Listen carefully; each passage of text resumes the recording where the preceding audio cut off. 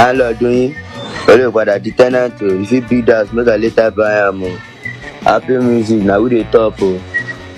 Ẹ ṣáà mọ̀ Kizz Daniel ló ń bá mi fà báyìí. Ẹ dẹ̀ máa sọ fún Kizz Daniel pé mo work o. Ó ní brain báyìí pé ó ní brain wà mọ̀ pàwọ́ là ń rìn. Àwa ni landlord yín báyìí.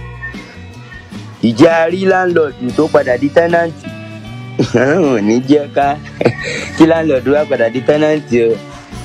Àwọn yìí lọ ń top ṣáàtì ń gbà yẹn àwa là ń top nsìn. Any song we drop go to number 1, 1 to 3 kò jábọ́ rí. Tony Montana. Èmi àti Kizz Daniel.